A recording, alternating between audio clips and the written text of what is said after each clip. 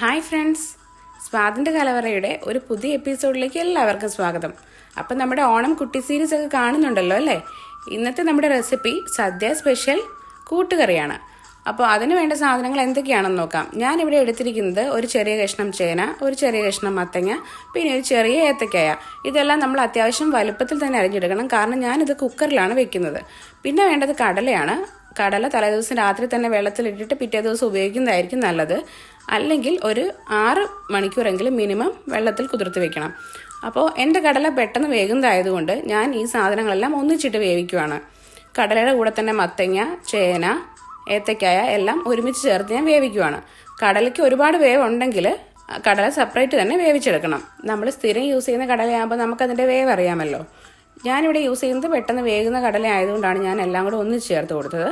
ഇനി ഇതിലേക്ക് ആവശ്യത്തിന് വെള്ളവും കൂടെ ചേർത്ത് കൊടുക്കാം, വേകാൻ ആവശ്യമായ വെള്ളം.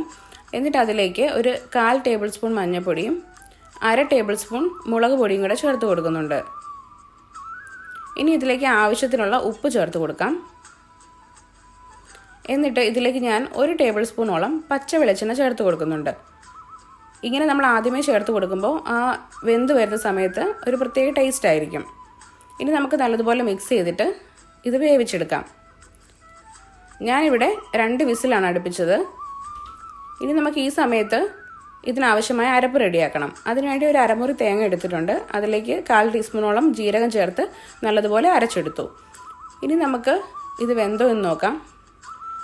2 വിസിലടിച്ചിട്ട് ഞാനൊരു 10 മിനിറ്റ് ആവി പോകാതെ വെച്ചിരുന്നു. ഇതാ കണ്ടില്ലേ, ചേനയും മത്തങ്ങയും എല്ലാം നല്ലതുപോലെ വെന്ത് വന്നിട്ടുണ്ട്. നമുക്ക് കടലയും കൂടെ ഒന്ന് നോക്കാം. ഇതാ കണ്ടില്ലേ, കടലയും നല്ല അടിപൊളിയായിട്ട് വെന്ത് വന്നിട്ടുണ്ട്. ഞാനൊരു 5 മിനിറ്റ് കൂടെ ഇത് മീഡിയം ഫ്ലെയിമിലിട്ടൊന്ന് തിളപ്പിച്ചെടുത്തിട്ടുണ്ട്, ആ വെള്ളം ഒന്ന് വറ്റി വരാൻ വേണ്ടിയിട്ട്. ഇനി നമുക്കിതിലേക്ക് തേങ്ങയുടെ കൂട്ട് ചേർത്ത് കൊടുക്കാം. തേങ്ങയും നല്ല ജീരകവും കൂടെ അരച്ചത് ചേർത്ത് കൊടുക്കാം. ഇവിടെ ഫൈൻ പേസ്റ്റായിട്ട് അരയ്ക്കരുത്, കാരണം കൂട്ടുകറിയല്ലേ, അധികം അരഞ്ഞു പോകരുത്. ഒരു ചെറിയ തരിതരിപ്പോടെ വേണം നമ്മൾ തേങ്ങ അരച്ചെടുക്കാൻ. ഇനി നമുക്ക് നല്ലതുപോലെ മിക്സ് ചെയ്ത് അതിൻ്റെ ഒരു പച്ച ചുവ പോകുന്നവരെ നല്ലതുപോലെ ഒന്ന് ഇളക്കി കൊടുക്കാം. കുക്കറിൽ വെക്കുമ്പോൾ പ്രത്യേകം ശ്രദ്ധിക്കണം. ഞാൻ മുമ്പേ പറഞ്ഞതുപോലെ വലിയ കഷ്ണങ്ങളായിട്ട് തന്നെ അരിഞ്ഞെടുക്കുക, അല്ലെങ്കിൽ ഒരുപാടങ്ങ് കുഴഞ്ഞു പോകും. ഇനി നമുക്കിതിലേക്കുള്ള കടുക് താളിച്ച് ചേർക്കാം. പാൻ വെച്ച് ചൂടായി വന്നപ്പോൾ അതിലേക്ക് ഞാൻ 2 ടേബിൾ സ്പൂണോടെ വെളിച്ചെണ്ണ ഒഴിച്ചു. എന്നിട്ട് കടുകിട്ട് പൊട്ടുമ്പോൾ അതിലേക്ക് നമുക്ക് വറുത്ത് ചേർക്കാൻ ആവശ്യമായ തേങ്ങ ചേർക്കാം. തേങ്ങ എപ്പോഴും നമ്മൾ അരയ്ക്കാൻ എടുക്കുന്നതിലും കൂടുതൽ എടുക്കണം വറുത്ത് ചേർക്കാൻ. തേങ്ങയുടെ കളറ് ഒരു ചെറിയ ഗോൾഡൻ കളർ ആയപ്പോഴേക്കുമാണ് ഞാൻ അതിലേക്ക് ഉണക്കമുളകും കറിവേപ്പിലയും ചേർത്ത് കൊടുത്തത്. ഒരു 3 ഉണക്കമുളക് മുറിച്ച് ചേർത്തിട്ടുണ്ട്, പിന്നെ ആവശ്യത്തിന് കറിവേപ്പിലയും. ഇത് ആദ്യം തന്നെ വേണമെങ്കിൽ നമുക്ക് എണ്ണയിലേക്ക് ചേർത്ത് കൊടുക്കാം, പക്ഷേ ഇതിൻ്റെ ആ ഒരു ഫ്ലേവർ നിൽക്കാൻ വേണ്ടിയിട്ടാണ് ഞാനിത് ലേറ്റായിട്ട് ചേർത്ത് കൊടുക്കുന്നത്. എണ്ണയിലേക്ക് ഇട്ട് കഴിയുമ്പോൾ പെട്ടെന്ന് അങ്ങ് മുരിഞ്ഞു പോകത്തില്ലേ.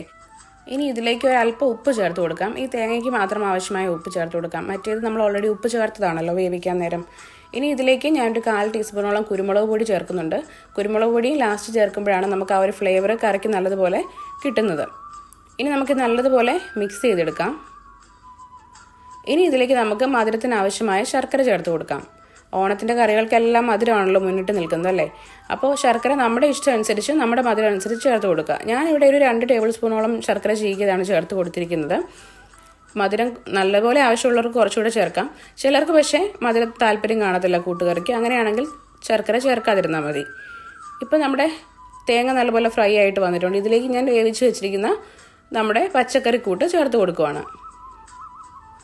ഇതൂടെ ചേർത്ത് കൊടുത്ത് നമുക്ക് നല്ലതുപോലെ ഒന്ന് മിക്സ് ചെയ്തെടുക്കാം. ഇപ്പം തന്നെ നല്ലൊരു സ്മെല്ല് വരുന്നുണ്ട് കേട്ടോ. ആ ഫ്രൈ ചെയ്ത നമ്മുടെ തേങ്ങയിലേക്ക് ഇത് ചേർത്ത് ഇളക്കുമ്പോൾ നല്ലൊരു സ്മെല്ല് വരുന്നുണ്ട്. അങ്ങനെ നമ്മുടെ കൂട്ടുകറി ഇവിടെ റെഡി ആയിട്ടുണ്ട്. എത്ര വേഗം നമുക്ക് റെഡിയാക്കി എടുക്കാം അല്ലേ? പ്രത്യേകിച്ച് കുക്കറിൽ വെക്കുവാണെങ്കിൽ പെട്ടെന്ന് തന്നെ നമുക്ക് റെഡിയാക്കി എടുക്കാം. വളരെ ടേസ്റ്റിയാണ്. നിങ്ങളെല്ലാവരും ഒന്ന് ട്രൈ ചെയ്ത് നോക്കിയിട്ട് ഫീഡ്ബാക്കൊക്കെ പറയണേ. അതുപോലെ തന്നെ വീഡിയോ ഇഷ്ടമായെങ്കിൽ ലൈക്ക് ചെയ്യാൻ മറക്കല്ലേ. പിന്നെ നിങ്ങളുടെ ഫ്രണ്ട്സിനും ഫാമിലിക്കും ഒക്കെ ഒന്ന് ഷെയർ ചെയ്ത് കൊടുക്കണം. പിന്നെ ഇതുവരെ സബ്സ്ക്രൈബ് ചെയ്യാത്തവരുണ്ടെങ്കിൽ ഒന്ന് സബ്സ്ക്രൈബ് ചെയ്ത് സപ്പോർട്ട് കൂടി ചെയ്യണേ. താങ്ക്സ് ഫോർ വാച്ചിങ് സ്വാതിൻ്റെ കലവറ.